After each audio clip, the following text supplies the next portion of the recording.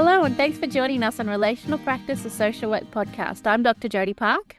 And I'm Rose Mackey, and we're both private practice social workers who work in New South Wales, Australia. We work in the fields of child protection, out-of-home care and trauma, and today we're recording this episode on Dharawal and Ewan lands. All right, as always, we'd really love you to follow our podcast and connect with us on Facebook and Instagram. Your questions and comments are always welcome. So please feel free to send us anything practice related. We would love to hear from you. Our best contact is our email relationalpractice01@gmail.com. Yeah, perfect. We really would love to hear from you all.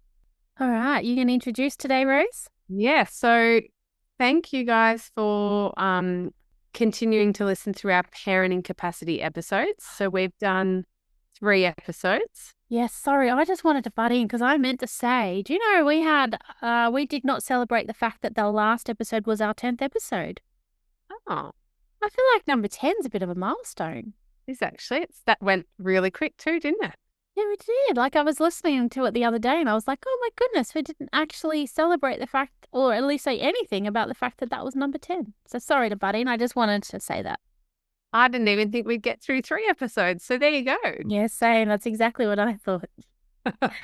So episode 8, 9 and 10 were all about parenting capacity assessments, formal, informal assessments, and the importance of understanding and being able to figure out what you're seeing and how that, what that looks like in a family system and what that might mean for your practice and what that might mean for the family.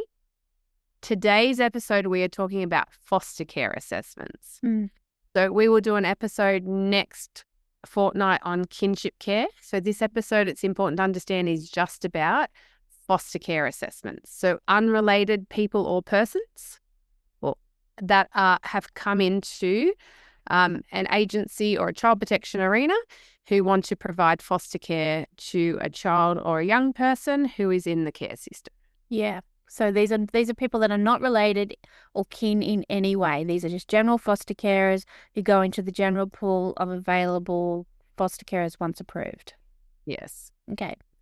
All right, cool. Because I agree completely. We had this quick chat before we started recording that I think kinship care should be something that really is a standalone issue because of the complexities associated with kinship care as a practice activity. It's probably not an activity, but it's a practice thing.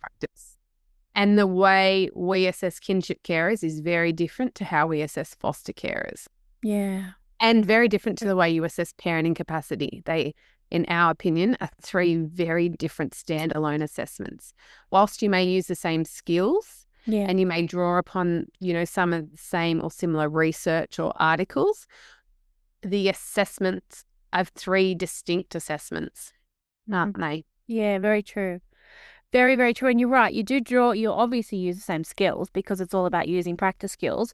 And you also obviously draw on the same theory, I guess, as well as research and articles to help you to analyze and understand the information you've gained.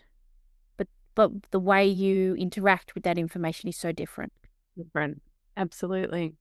So our aim today is to talk about all things foster care assessments, and provide some information, guidance, reassurance, maybe even to those of you that are assessing foster carers, but also for those of you who work alongside or with foster carers.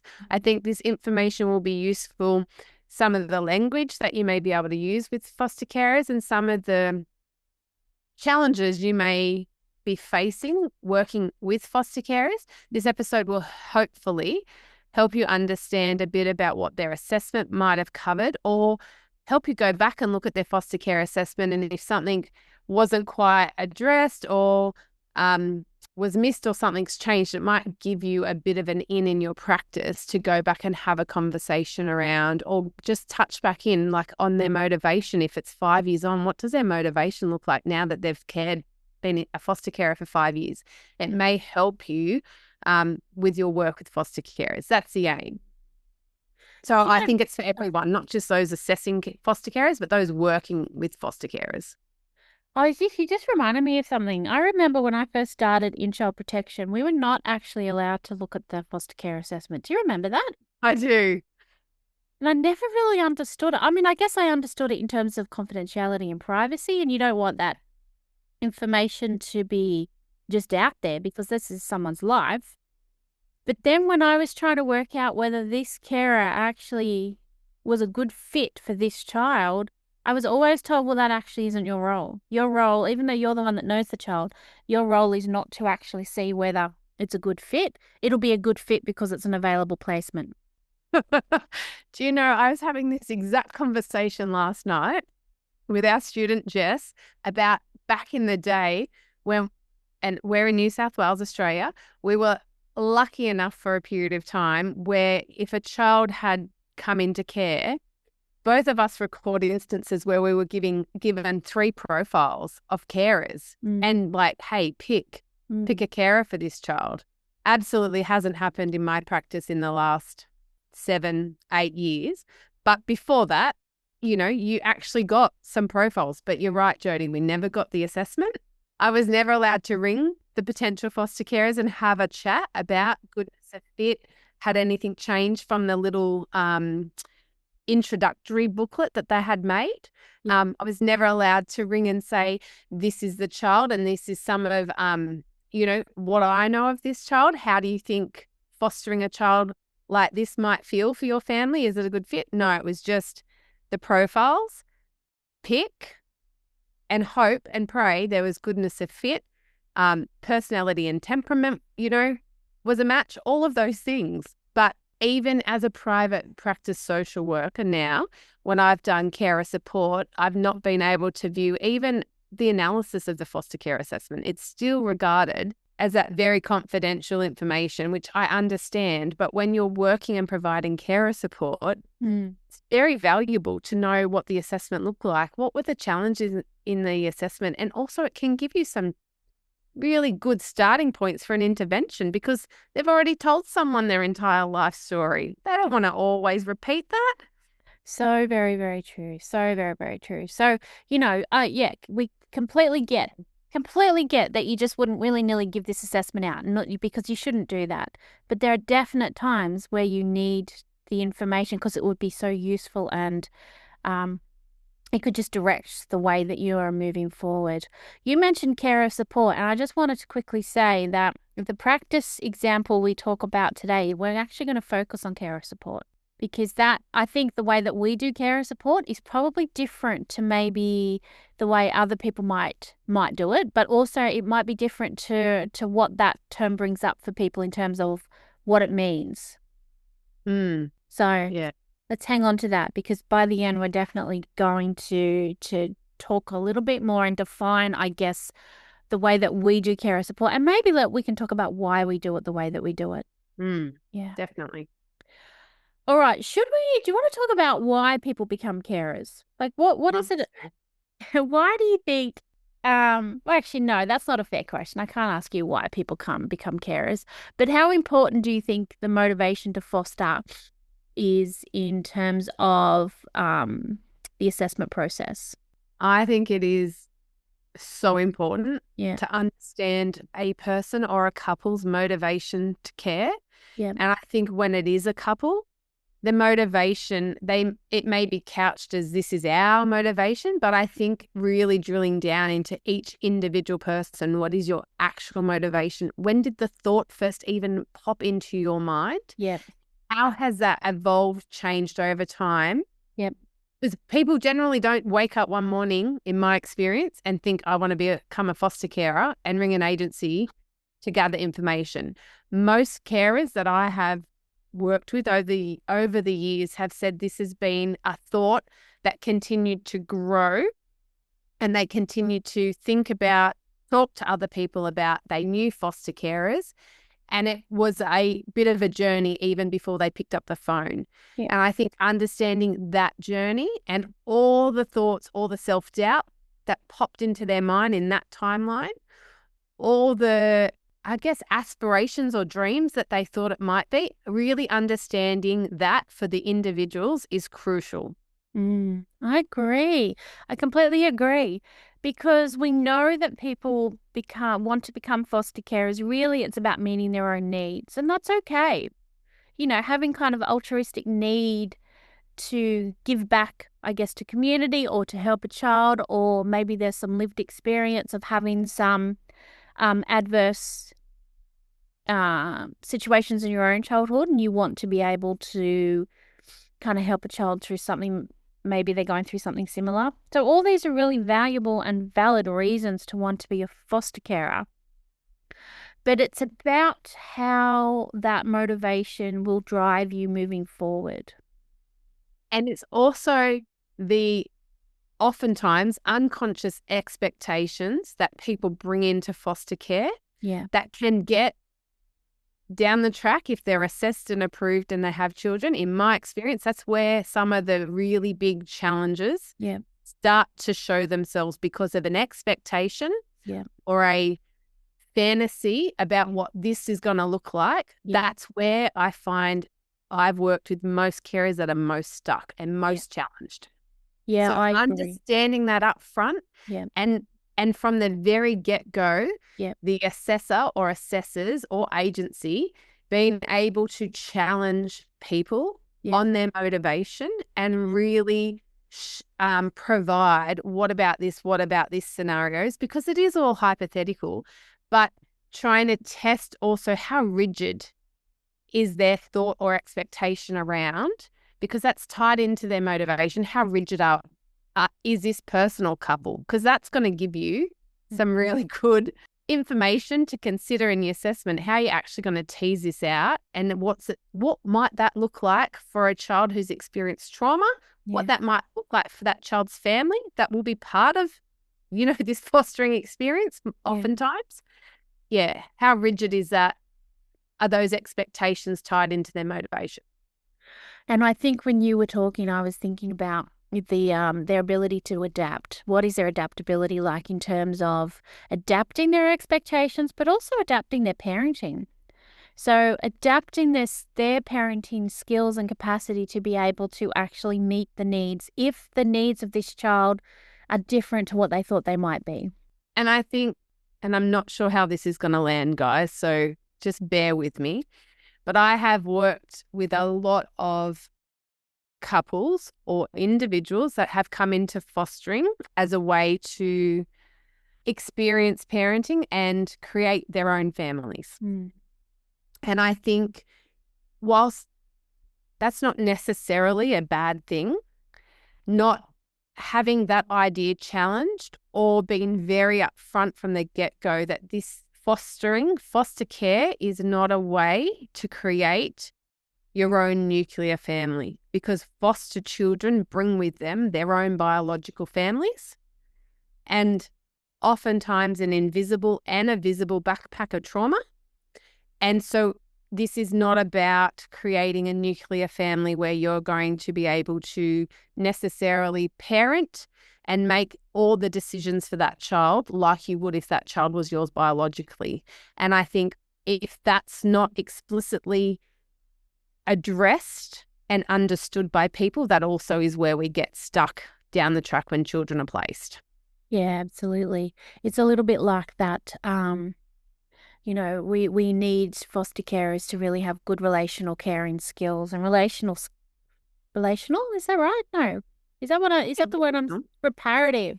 I'm trying to say reparative. Can we have both, please? Relational and reparative.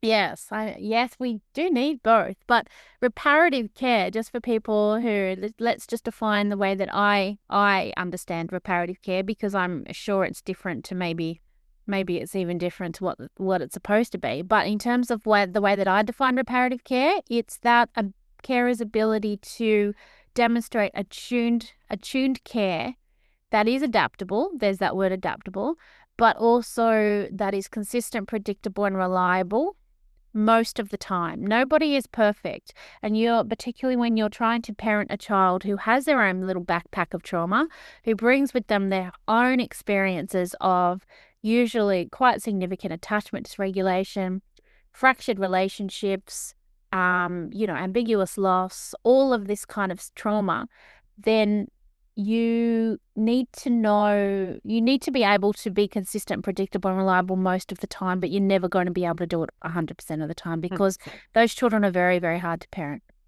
Yes. And the relational aspect is your ability to build relationships, to repair relationships, and to maintain relationships. And that is with the children or young people, Yeah. but also their biological families. Relationships are tricky. Yep. And they have very high highs and very low lows. Yep. But it's your ability to repair and maintain relationships. When we talk about relational care and that relational skill, that's how we would define that as. Yeah, for sure. And it's that ability to roll with the punches, isn't it? You know, it's always that stuff around one step forward, 10 steps back. But it's about celebrating that one step forward, even if, you know, it might be a very, very small win. I guess it's about recognizing those small wins and seeing them as wins, not seeing them as, well, thank God you didn't, you know, I don't know, trash your room today. Whereas every other day you've trashed your room. It's actually celebrating the fact that they didn't trash the room that day because that's actually a little win. So motivation to care is a really integral, important. Yeah, it is. Got to take some time in a foster care assessment to really talk it through, understand it, understand that person's journey through their motivation, because it is tricky. It's not, nothing is linear in my experience when you think about stepping into the world of foster care. Yeah, I agree. I agree. And I guess it's about trying to work out what has led to the expectations that are inbuilt in that motivation. So what are the experiences of this person from day dot? So you got to do this really, really good in-depth lifespan interview with them where you're working out what has been their experiences throughout their whole life's journey, because all of that has led to the expectations they bring to this fostering role. Yes. Yeah. And so it is a very invasive assessment, isn't it, Jodie? It For is. people Yeah. being assessed as foster carers, they should feel like they have been explored. Every inch of their life should have been touched. They should not walk out of an assessment feeling anything except that was the most intrusive, aspect of my life. Yeah. But they also should be pre-warned that that's what it's going to be like. Yes. Yeah. And be prepared. And obviously that's your skill level around, building rapport and being transparent with people about what to expect and knowing what questions to ask and when. But this is not an assessment where you can leave a stone unturned. No.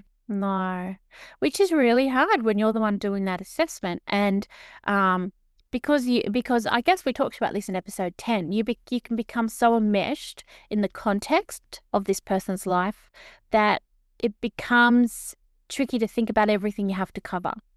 And also you can really like this person or you can really dislike this person. And those feelings of like and dislike shouldn't come into it either. That's really hard though, isn't it? It's really hard. It's really, really tricky. But the minute you attach, I think, in my own personal view, the minute you attach an emotional connotation to this relationship, this professional relationship, is the minute you lose a little bit of your own objectivity.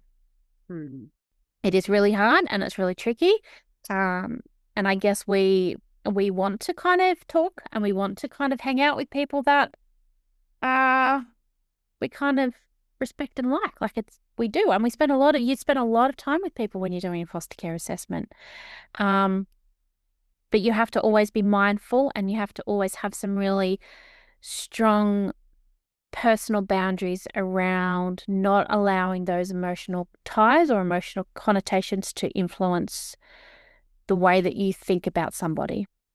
Yes. And you've also got going on the agency's expectations or the agency's code of conduct for care, and how a foster care assessment is felt, I guess, by the people being assessed. It then sets them up as well for their expectations of how it's going to be in this agency context. So if you're not challenging, if you're not curious, if you're not really unpacking events or situations in your assessment, it's setting up the expectations that they can make possibly global statements throughout their foster care journey, and no one's actually really going to unpick and unpack things, which is absolutely not the case. So the way in which an assessment is conducted really also adds to that personal people's expectations about what foster caring is going to look like. So really important that you are objective, you are thorough, you are maintaining that agency's professionalism and expectations and code of conduct from the get-go. Yeah. And it's so, I mean, I think one of the things that's really tricky about foster care, and I reckon this is probably something that is more than just in the Australian context, is that because there is such a shortage of foster carers, and there's always children that are going to require care, I think the bar gets lower. Like, I think in terms of what you approve and who you approve, then you could. I'm just going to own this. Like, I remember when I was a practice specialist for an out-of-home care organisation, and I remember at one, and I hope I hope you're all listening to this that I used to work with, but I hope nobody takes offence to this. But I remember being kicked out of the meeting that actually was about approving carers because I asked too many questions and because I was really picky about who was approved. And I understand that I was in a practice role and the people in this meeting were from an operational role. And so there was this kind of this discourse between this practice role and this operational role in terms of expectations. They needed carers. But what I was saying is that if you approve these carers, you're actually not going to get longevity because they are not going to be able to manage the expectations of the role because this area wasn't explored. Or I was saying, how can you approve carers knowing that they actually have subpar parenting skills and you're going to put a child who actually has been already traumatized, already experienced lots of grief and loss, has already been separated from their family of origin. How are you going to place a child with all of that stuff into this care experience, knowing that the carers don't actually have the capacity to be able to parent them in an appropriate way? And so there were the questions I was asking. So I just got kicked out of the meeting, which I was so angry about for a little bit. I mean, take your anger out of that. I would think about, for those operational people, the agony that was then bestowed upon them in the years and months to come, or months and years to come. Yeah, working with these people. Working with carers that have subpar parenting from the get-go, or assessments haven't actually thoroughly assessed properly or covered areas properly, brings nothing, in my experience, but pain and misery to the agency. Yep. And more challenges for those children to overcome. Absolutely. You were just asking the agency to slow down, which would have helped them in the end speed up. But instead of doing that, and we get the shifting domains, don't we, of all these kids coming into care, and this is our very limited bucket of foster carers. Understand that. But when you're bringing that bar down really low for assessing foster carers, you actually are not solving or assisting anyone's life or making life for your practitioners any easier. Yeah. Which I think brings us to the skills required of foster care assessors. Do you know what I mean? Too often foster care assessment has been, I think, is seen as this tick box task that anybody can do. And look, for me, it starts right from the advertising. So around our area, we have a number of out-of-home care agencies that provide care to children in the system.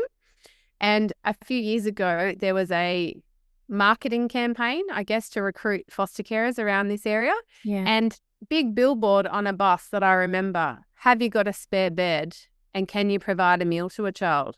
If yes, call this agency to become a foster carer. Yeah. Straight from the get-go, and I understand marketing is very different to social work, but straight from the get-go, the other one I loved was, want a tax-free allowance. Oh, yeah, that's gold, isn't it? like Yeah. selling it as like, here's this job, you've got a bed, you've got a house, we'll give you some tax-free money, take a child in. Right from the get-go, if Yeah. that's how you're going to recruit your carers, Mm. and then the foster care assessors' skills maybe Mm. aren't where they need to be, Yeah. well, I know where you're going to end up. Yeah, I know where you're going to end up as well, and most importantly, I know where any child placed with those people are going to end up, because once if foster care is seen as a job, once you view that allowance as your money instead of an allowance is actually there to care for the child, then the expectations change. The expectations change. If the expectations before were about, meeting the needs of a child and, making them safe and blah, blah, blah, blah, blah, that's going to be very different if you actually view this money as yours because this is your job. Yeah. I don't understand those marketing campaigns. Like, I don't understand who sits there and thinks, this is a great idea. We need more carers. Let's just, market it in this way. It automatically just sets things up to fail. Yes. Yeah. So, in terms of the skills, what skills does a foster care assessor need? Let's think about it. Let's think about that. We've touched on some already, an understanding of some of those theories around Yep. attachment, ambiguous loss, Yep. intergenerational trauma, nature, nurture, socialization, all those developmental lifespan Yep. theories. Yep. What else have you touched on, Jodie? You've touched on interviewing. You've touched on not attaching an emotional, status to a person, like or dislike, good person, comfortable, all of those things. Yep. In my mind, these people need to be the most skillful people you have in your agency. These people need to know how to ask questions in a way to elicit the most information they can get. And then they need to know what to do with that information. They need to understand that something that happened to this person when they were 5 years old is actually relevant to them now when they're 50. And they need to understand how is it relevant and why is it relevant. That's what I think. I think foster care assessors need to be the most skillful people you have in your agency at any given time. And if they're not, then you have to be thinking about what is that going to look like in terms of the people you actually approve as foster carers. I'm kind of laughing because last week I was saying your triage workers need to be the most skilled in your agency, but you are everyone working in child protection out of home care. We need to be quite skilled, very skilled, and we need to be on, that journey of forever learning and forever enhancing our skills. But you are right, Jodie, bringing in, possibly new recruits or people that haven't even done assessments before to do foster care assessments. If you don't have a very good mentoring system or buddy system for that person, and you're not constantly doing that professional development and stretching and developing your staff, your assessments, because that's where all the gold lies, that's what's going to help you make a decision as an agency. Are we bringing this person or people into our agency? You're gonna run into some issues.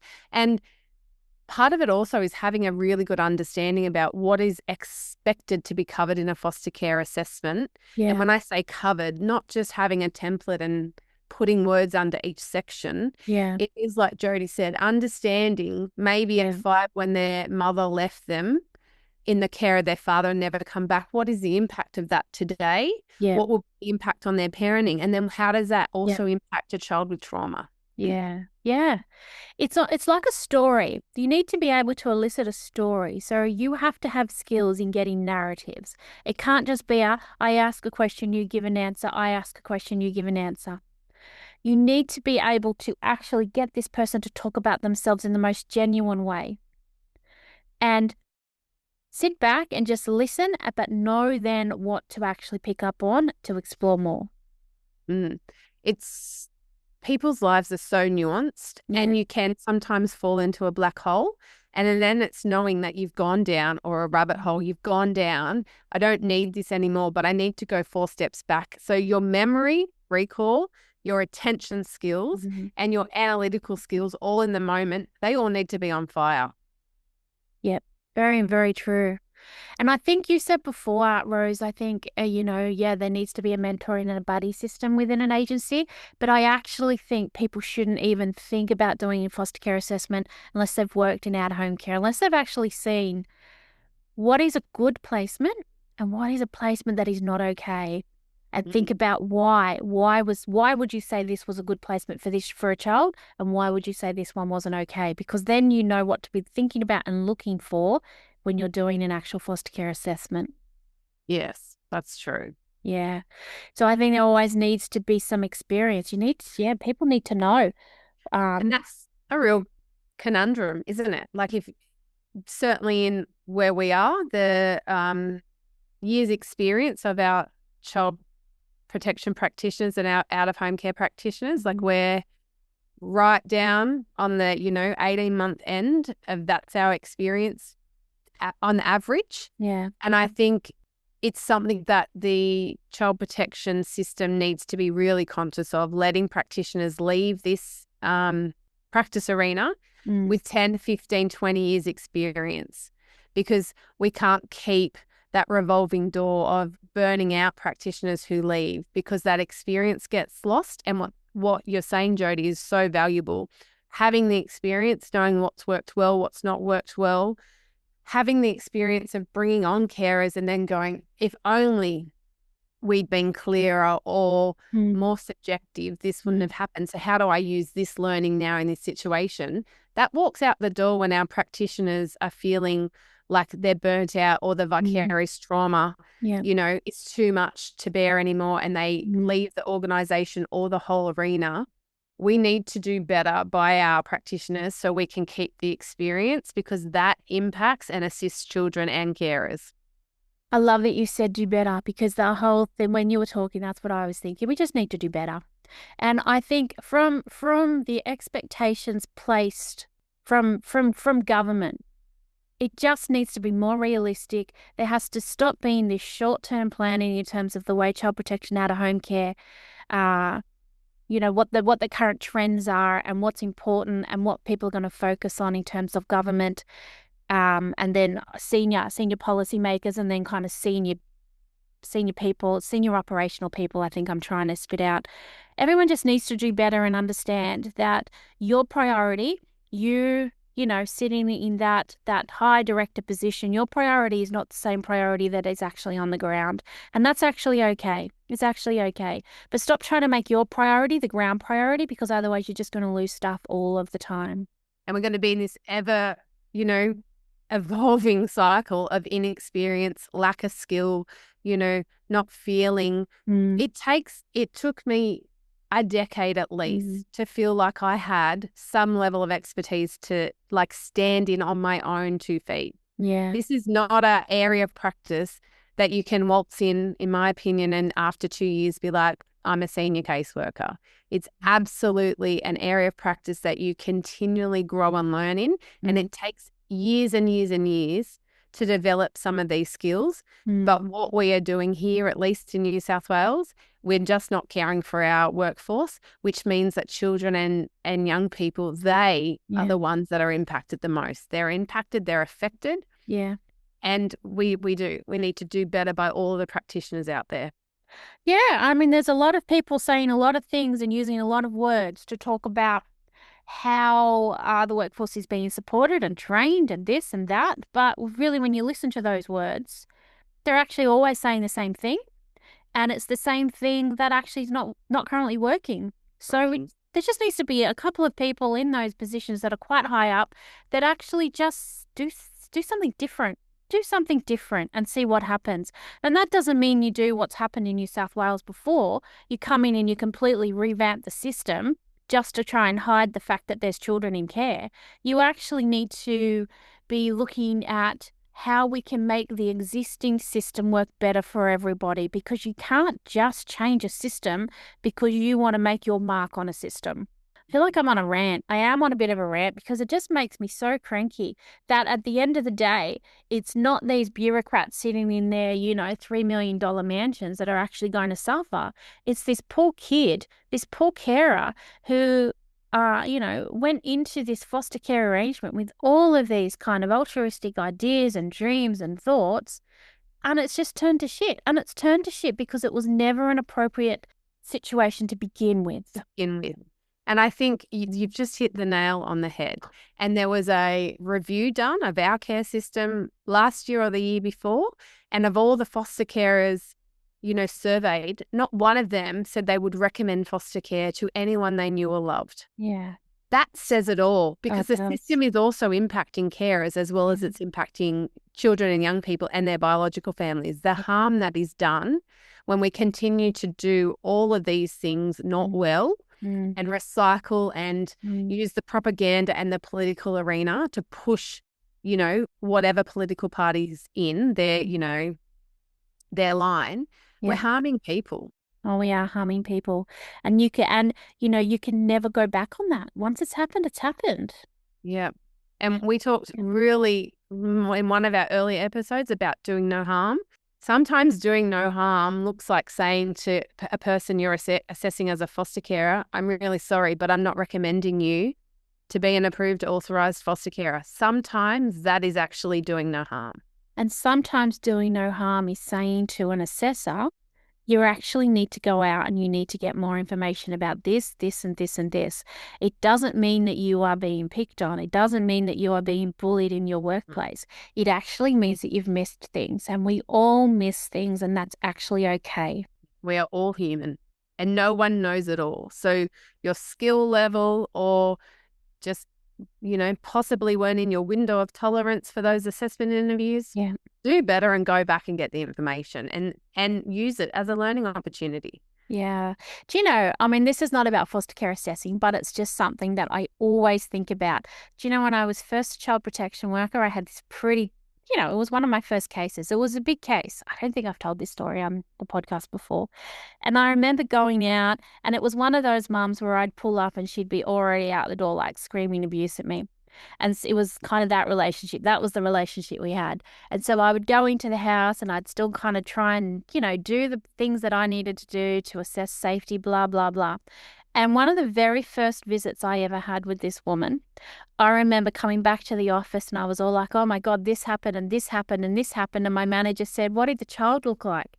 And I nearly died because I had been so caught up in the drama of the situation that I'd actually forgotten to even think about or see the child. I'd forgotten to sight the child. So what child? What child? What do you mean? What child? So I had to get back in the car and go and sight this child and endure all of that abuse again. But I can guarantee you that's the only time I ever did that, because we always learn from our mistakes, and it's okay to learn from mistakes, and it should be something that's encouraged. Yes. And we've said that before on this podcast.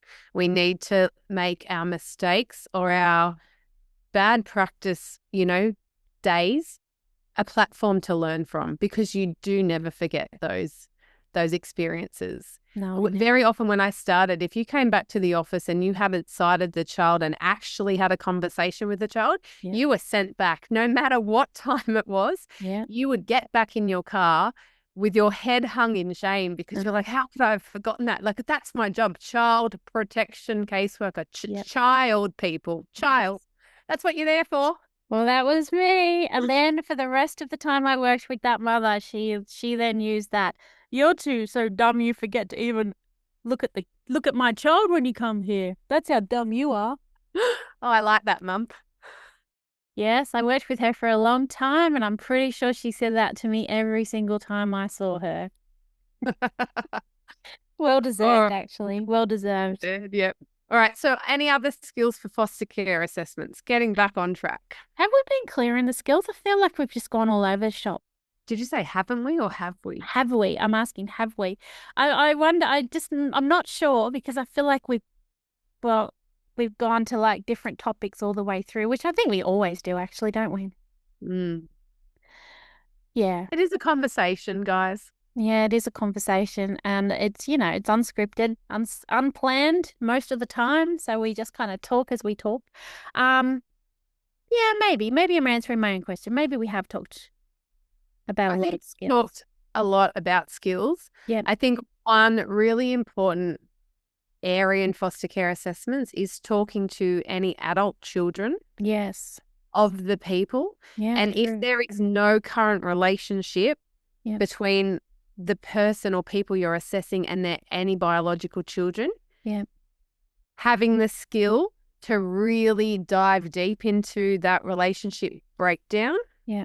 what it looked like, what has that adult done to try and repair, Mm.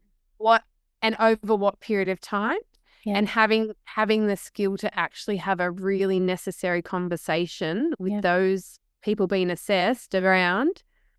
This actually is a bit of a, I don't know, people use orange flags, or this is a bit of a, I don't know, whatever the system is, but this is a concern and we're going to talk about it. Mm. And having, sometimes I think the bravery to say, I need to try and reach out to your children then and have a conversation with them about what it was like to be parented by you.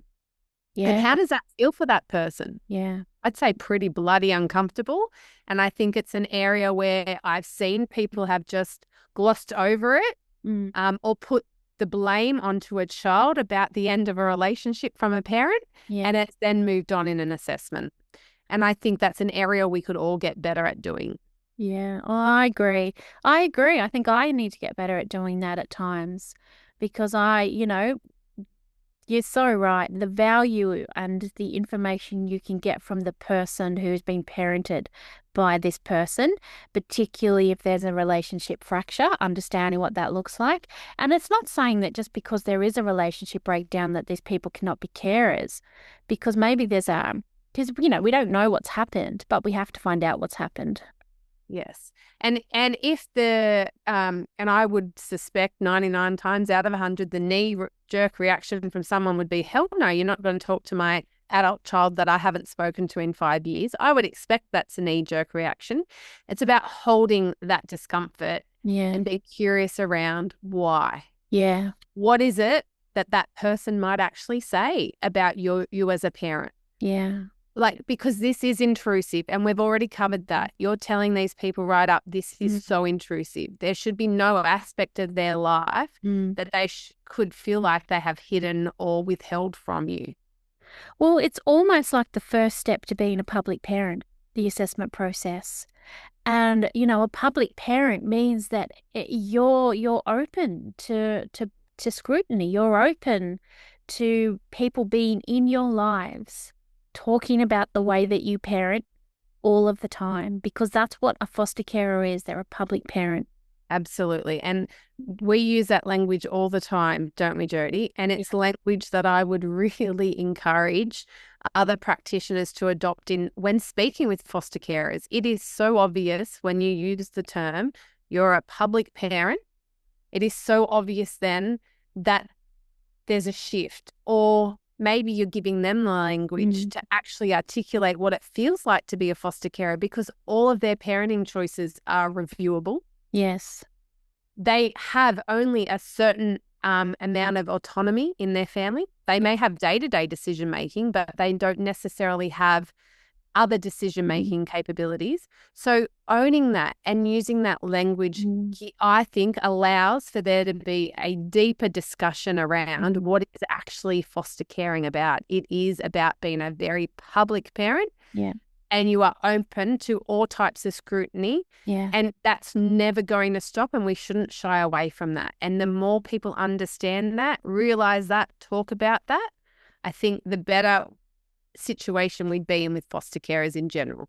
Yes, because it goes back to your point that you said right at the very beginning of this discussion, that foster caring is not about making your own perfect little family, because that, if you're going to have your own perfect little family, then therefore the expectation you have is that you're a private parent, that you're going to parent this in the way that you want to parent, that there's going to be rules attached because you're still a foster carer. But generally speaking, you're just going to get on and you're going to have your own little life with these children who are going to become part of your family forever. That's private parenting, really. And that's the expectations that you have as a private parent, that you can just get on and do it.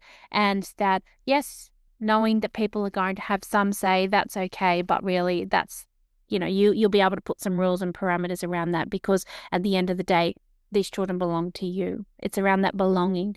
And as soon as I think you get that kind of that belonging, these people are an extension of me, these people are my family, then I think the expectations of the care arrangement and certainly the expectations of the children change considerably, not always for the better. Mm. And I absolutely agree, Jodie. I think, having that conversation at the forefront could just save a whole lot of heartbreak and challenges at the other end.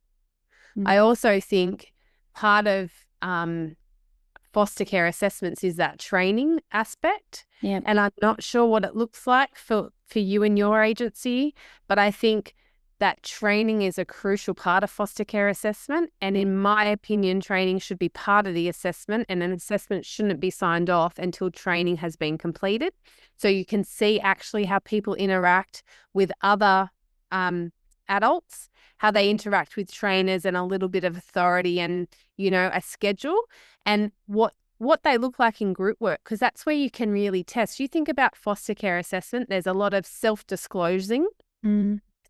It's not like a forensic assessment where you can check a whole lot of facts often. You're relying on your ability to understand and analyze self-disclosed information without necessarily fact-checking it. But you put people in a room where there's group work tasks to be done, you can actually see the skills and attributes people are going to bring to group work. And foster care is also group work. You're part of an agency's group. You're part of a team for a child, and you need the ability to work as a team member. So having training well before you're assessing and approving any carers, I think just makes common sense. And letting carers know that this is part of your assessment process. And training isn't a one-off ticker box. It's initial training, carer training, and then the expectation that you're going to continue to attend trainings as a foster carer is something that should be just ingrained in all foster carers. Sorry, I just cut you off. God, I'm so sorry. I always do that. But I don't think that is something that happens anymore. I think when I first started in foster care, because I started in foster care before child protection, there was an expectation that people would attend so many training sessions throughout. And that's actually how they kept their accreditation as a carer. But I don't think that's the same anymore. And I don't know the reason for that. It's probably because people need to keep, beds, I guess, children in beds. And so you don't want to threaten changing the authorization status of a carer because you kind of need that carer. Maybe that's the reason why there isn't a push for training. Maybe training has become devalued as a learning tool. I don't know. But it's significant, I think, now that a lot of carers just do not access training. And that's something that is seemingly just accepted. Okay, well, anyone sitting in an exec position, at least in New South Wales, that's listening to this podcast, there's one simple thing you can go and, investigate, I would suggest, in terms of trying to make this system a little better for children and young people. But Jodie, I want to ask, do you think training still occurs as part of an authorization assessment? Well, I don't know. I mean, in New South Wales, the accepted tool I think that most people use has training as part of it. I mean, what that training looks like, who knows? Because again, it's going to depend on the skill of the trainer. I assume that's still the case. I assume that initial carer training is still part of the assessment process, but I don't know 100% if that is the case. I'm not sure either. Yeah, you'd hope it would be for all the reasons that you said, because it is a group work opportunity and it is really interesting to see how people interact in that training space and with other people. Yeah, how do we problem solve? How do we interact? Yeah. What are we bringing to it? How all of those things you want to see. And if training's happening just in the foster carer's home, 1-on-2 or 1-on-1, you're not going to see any of that. We'll talk about this next time, but certainly with kinship care, that initial training probably happens 1-on-1. It depends on how the assessment comes about. Yes, and I think timeframes and all of that's very different for kinship care.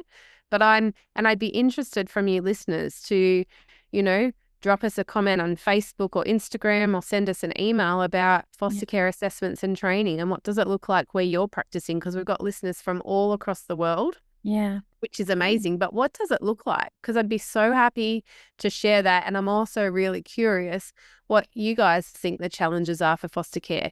And one thing we haven't talked about is the physical environment, how we assess physical environment for foster carers. That's true. That's true. Because when you talk about parenting capacity, we talk about good enough. That is not what we talk about in foster care assessment. Good enough parenting or good enough physical living conditions isn't part of foster care assessment, in my opinion. Would you agree, Jodie? Oh, how interesting. Because no, I would 100% agree that it shouldn't be. But I think that that's where we get to people being approved who maybe shouldn't be approved, because I think the lens that's applied to an assessment where there's issues is it good enough?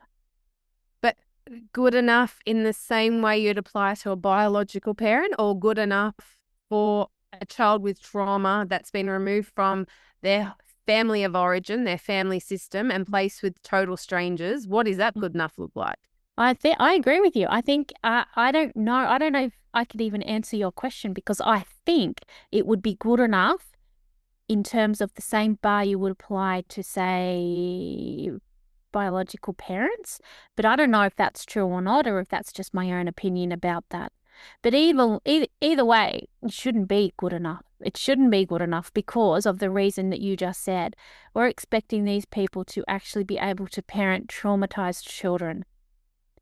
So they need to know how to actually do that, and they need to know what skills they need to bring to the party. Yes. And so you said earlier reparative parenting and relational skills. As natural biological parents, we don't look at those things in an assessment. In a foster care assessment, your ability to understand trauma and then parent a traumatized child with reparative parenting, which Jodie said earlier was consistency, predictability, and reliability. Yeah. I would also add stickability. A very experienced foster care assessor once talked to me years ago about stickability. She was like, you want to know how stickable are these people? Are they going to essentially hang in through this roller coaster ride of very, very low lows and marginal highs? What's their stickability like? So when you're looking at their assessment and understanding their life history, it's about where are the points that they've stuck in and hung in for dear life, and where are the points that they've dropped off, and what does that mean, and what does that look like for parenting a traumatized child?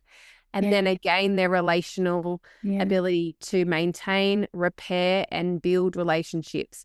They are, in essence, those skills that you are really trying to analyze in a foster care assessment, and they are very different to parenting capacity, because that is not part of parenting capacity. No, so true. That's really true. You really need to understand what makes this carer feel good about themselves. And, so I guess it's the role of internal versus external validation, because if the expectation is that the child is there to make the carer feel good about themselves, then you're going to have a placement experience for that child that is not healthy.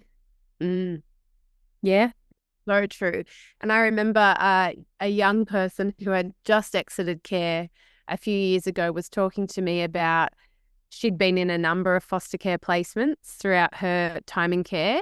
And she said two things that really didn't help her in her foster placements were the expectations. And she was talking about how you hung clothes on the line. She said every foster care placement I went into, every parent expected the washing would be hung in a different manner. We're talking about such a simple, basic example of how people's expectations play out on kids in care. She said to me, I am 19 years of age. I've lived independently for 2 years. I've never once hung anything on the line in that time. I use my dryer for everything because I am so scarred by hanging washing on the line because I never did it properly. I never did it properly in any of my placements. Wow. The other thing she said to me was, foster carers, or I felt foster carers always wanted me to be grateful. Grateful that they had saved me, grateful that they had taken me in, grateful that they'd given me clothes, grateful that they'd fed me. She's like, what the fuck did I have to be grateful for? My own parents abused and neglected me. My own family members wouldn't take me in. You want me to come into a stranger's home and show gratitude? She said, I didn't even like myself half the time, Rose. I wasn't thinking about being grateful. That wasn't even part, she said, that wasn't even part of my thought bubble. But I had an expectation of every home I was in that I would be grateful. She was like, you can shove that up your ass. And she said to me, if you're ever working with foster carers, you tell them, no child in care should ever be grateful that you've opened your home. Oh, that is so powerful because you hear that all the time. Yeah. You hear that all the time in various words. You hear carers get really upset because this child has not shown gratitude for being in their home, for being as part of their family, for whatever it is. Yes. And, you think about how maybe, an attachment dysregulation plays out. Do you know what I mean? And that child is going to, if you've got children that are very good at pushing people away as part of their testing behavior, they're never going to say thank you, and nor should they really. They're never going to show you gratitude in the way that perhaps you want to be shown if you are a carer who's motivated by that. Yes. And whose validation depends on that show of gratitude. Yes. Yeah. Exactly what I was going to say. Yeah. So these are some of the conversations that we should be having with people when we're assessing them as foster care. And even the simple hanging the washing out. What are the household rules? And how do children know what the rules are in the house? Yeah. There are so many facets to foster care assessing and assessments, and so many things to cover. So it's about ensuring we cover them all, and we're very sure of our agency's expectations around what it is we're going to cover. And then how do we continue the conversation and the learning and imparting that with foster carers? Because again, it's not something you can tick a box and say you've achieved. It's a forever continuum of learning. So just maybe let's summarize the areas in an assessment that is really important to cover. So the first is around motivation to care. We've talked about that. What does that look like? Where does that motivation come from? And how does that play out in terms of expectations? The second one is around personal background and history. So how has that person's life led to them being the person they are right now? Yep. What does that look like? And that includes stuff like how they've experienced grief. Have they experienced grief and loss? What that's looked like? Have they had relationship disruptions in the past? Do they have any, do they demonstrate the skills to be able to retain relationships, through a long period of time? Longevity is the word I'm looking for. Do they have relationship longevity? How do they manage stress? How do they manage, all the stuff that you would expect to explore? The next one is around household and family dynamics. And that, I think, is that stuff that you said that you talked really well about, Rose, and that stuff around how does this family function? What are the expectations around how the way that we do things here? Then it is around parenting capacity and skills, and can they actually show the skills to be able to adapt their parenting to be able to suit the needs? So what does that look like? Do they have capacity for empathy and attunement? You'd really want to hope so if they want to be foster carers, but some people don't. And we have to really be clear around the fact that some people get into foster caring for reasons that are about just hurting children. That still happens. It's a pedophile's dream. Let's face it. It's a pedophile's dream. If you become a foster carer and your assessment was conducted by someone with, maybe some minimal skills, who just kind of just kind of believed all the grooming that was put to them, it's a pedophile's dream. They can do whatever they want with this child because they're in their care, they're in their house. That child is so vulnerable. But it is. I'm so glad you said that, Jodie, because that is a conversation I don't believe we have enough as practitioners. People come into foster care with the motivation to continue to hurt children in ways or to begin hurting children. Yeah. Absolutely. Yeah. Yeah. And I don't think we have that conversation enough. Well, because I think it's uncomfortable, and I think it makes people, it's the opposite to that feel good stuff. Do you know what I mean? It's the opposite to the way that foster care is marketed. Yeah. And I think that we have to always be thinking about, I think maybe the grooming. We talked about grooming last episode, and we have to always be thinking about, how does this person make us feel? Do we feel a little icky? And we called grooming icky last time, but do we feel a little bit like, we feel like just not right? What they're saying makes us feel strong in some way, but we're not sure what that is. Because if that's Yeah. the case, then chances are you're feeling groomed. Yeah. And I think hence why you need very skilled practitioners, because we've all seen there is evidence that people come into foster caring to harm children. And we've seen the harm that does on children that are in care. And it's absolutely not what anyone wants, but we need to get better at really understanding what we're feeling in assessments and believing in ourselves that we can say no to recommending someone or a couple to becoming foster carers. Not every assessment should end in a recommendation to become carers, and the default position should not be, I'm not sure, let's just make them crisis carers. That's not the default position. No, that's so true. And we haven't talked about the fact that there are different skills required for the different care episodes. So I don't know if the episodes is the right word, arrangements for different care arrangements. But the skills for crisis carers are very different to the skills for long-term carers. The skills for respite carers are very different again to say crisis and long-term. While there will be some commonalities in terms of skills and knowledge, there has to be different skills attached to the expectations of that arrangement. Yeah? Yes. Because you can have some amazing, amazing crisis, very short-term carers who are very good at settling children initially, very good at doing that, that kind of motel accommodation, I guess, having this child in, making them feel comfortable, making them feel physically safe. But so that's really skillful in itself. But those carers do not make good long-term carers because they don't know how to do that long-term relationship stuff. Yes. And the temptation, if you've got really good crisis carers, the temptation to leave children there longer because there's a shortage of carers or you can't find family. We both understand that temptation. But again, that is where we've seen things go disastrously wrong. And then what happens is you actually lose a good crisis carer because of an allegation in care or because they feel burnt.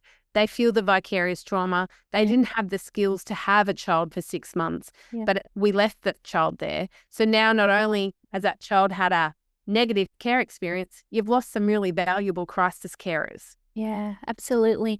And, there's two pools of thoughts around that, isn't there? So one pool of thought is that you don't want this child to have lots of placements. You want them to go one place and stay there. And I get that. And then there's another pool of thought that says that, if you have really good crisis carers that can settle a child, then that actually gives them a bit of a foundation of safety to take to a new placement. And that's actually okay as well. Are you saying pool of thought or school of thought? Probably school of thought. I probably said the wrong thing. I think you said pool of thought, and I'm like, do you mean school of thought? I did say pool of thought, and I think it's because I haven't had enough coffee today or my breakfast. I'm like, what's a pool of thought, Jodie? Well, let's say school of thought. Let's say school of thought.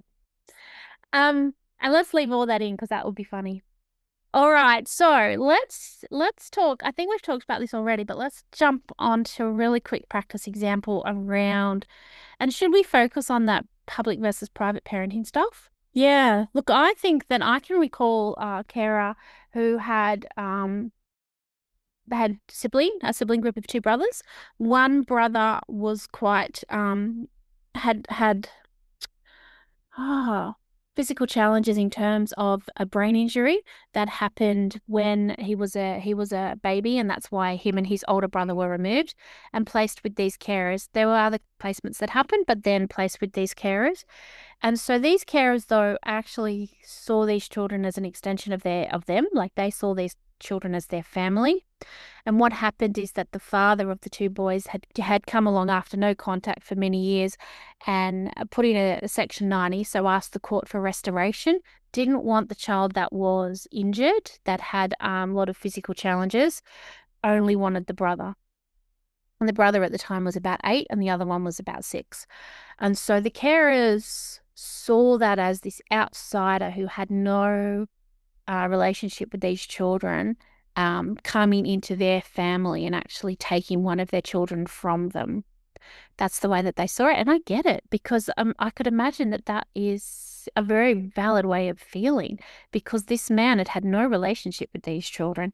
How he got restoration is beyond me, because he actually had no relationship.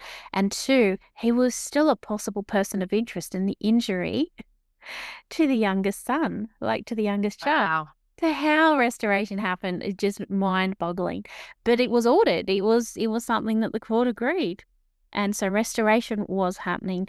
And so these carers struggled with their grief and loss so much that they ended up relinquishing care of the 6-year-old, because they couldn't. The one with the injuries. The one with the injuries, because they could not imagine being in this situation where some outsider could come into their family and actually take a child from them.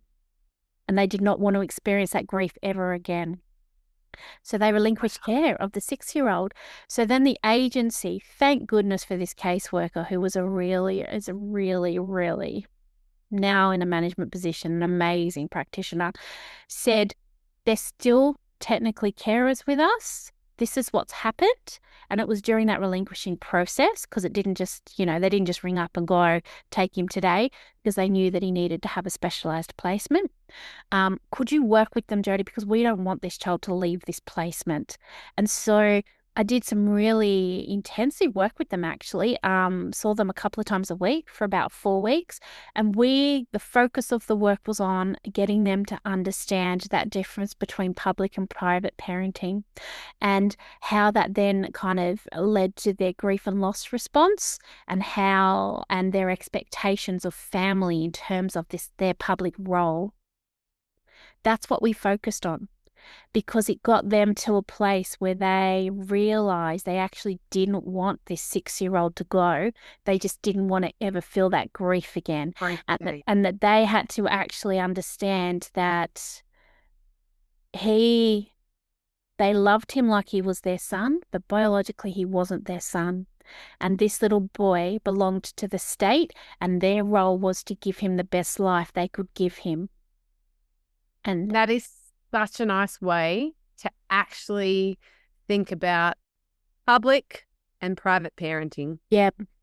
And I think it's very complicated when the biological family haven't been part of the care experience for a number of months or even years. I think it becomes much more complicated when there's an absentee of the biological family, and when the agency see that things are going okay and they maybe don't visit as often, and they're not holding foster carers or holding a mirror up to the fact that they're public parents. I think you can see carers slip into this, if they know they're public parents, but kind of slip into this comfortable sphere where they start to begin to feel like they are a private family. I think that complicates it a hell of a lot more.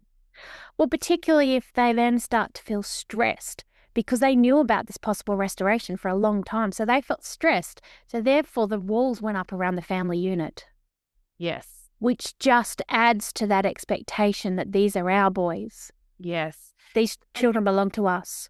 And I think that expectation too, that family business is private business. Yeah. We'll often hear that, what happens in this family stays in this family.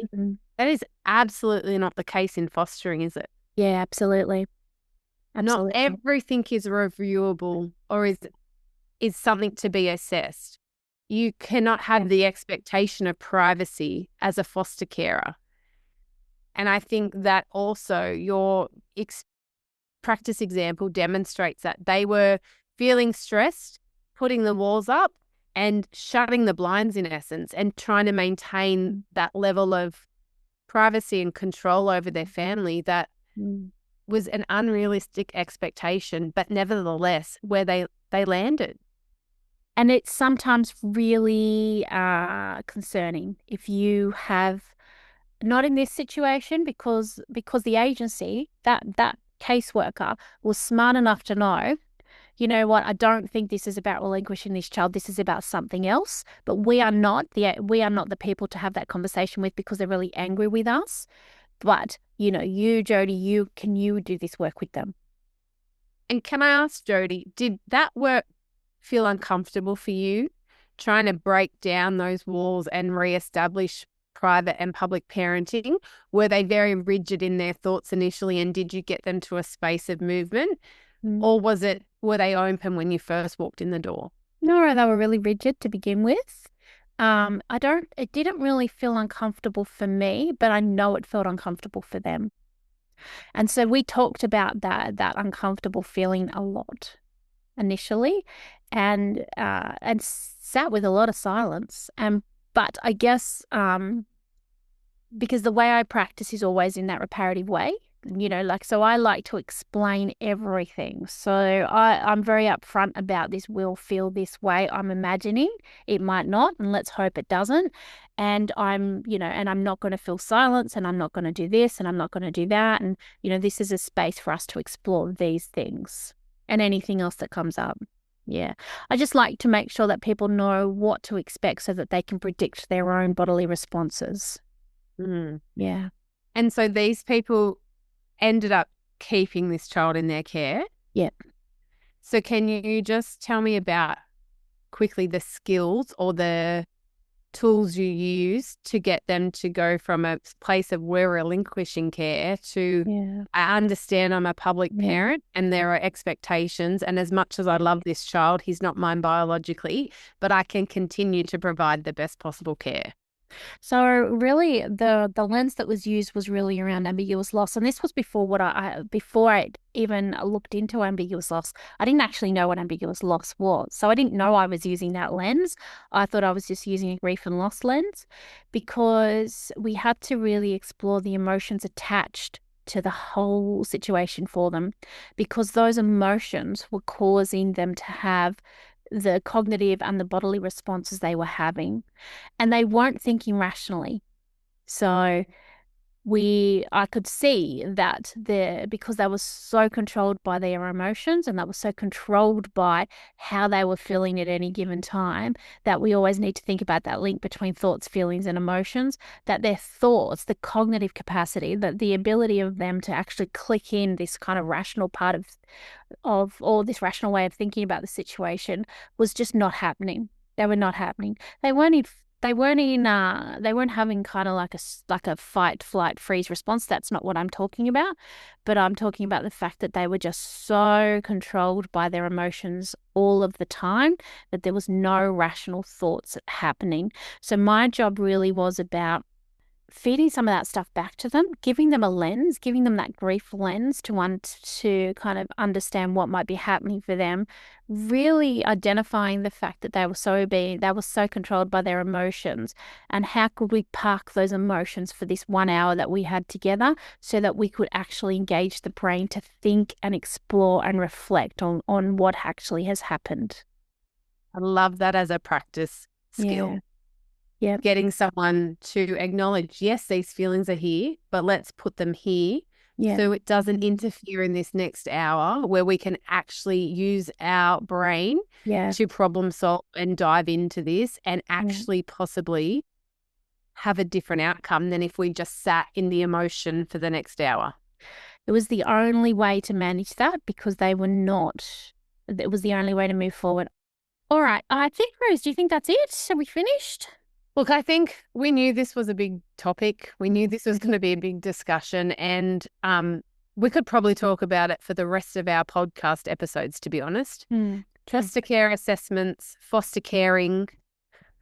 It is such a nuanced, multifaceted, complex field of practice, and there are so many things to know and understand, and there's so many examples of it going terribly. But there are also so many examples where it's worked amazingly and brilliantly and been a beautiful outcome for children.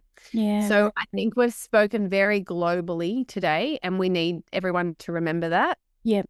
But I'm really curious for our listeners to hit us up on our socials or send us an email about things that maybe have resonated with you today on this episode, things maybe that you disagree with, but also curious if you're a foster care assessor, the skills that maybe we didn't cover, or share a practice story, because this is how we learn as a field of practitioners. This is how we're going to get better. This is what's going to help children and young people in care have better outcomes from their care experience. So, it's a massive conversation.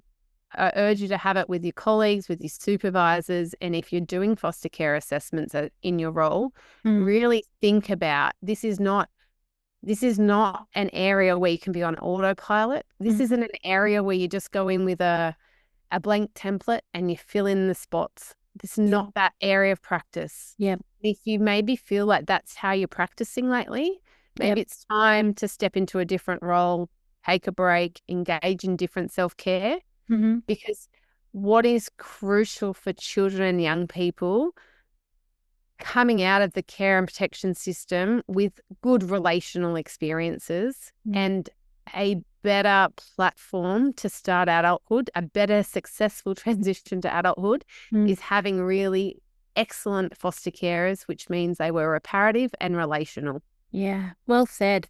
I feel like I should stand up and give you a clap. Like, that was amazing. Good job, Rose.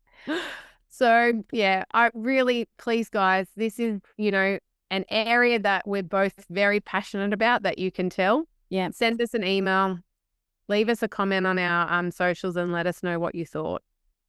All right. So this wraps up our episode of Relational Practice, a social work podcast. To ensure you don't miss future discussions relevant to your practice, including next episode, which we're going to talk about kinship care, please hit the follow button on all of the socials where you can do that, and subscribe to us on social media where possible, so that other social workers can find us and benefit from our conversations.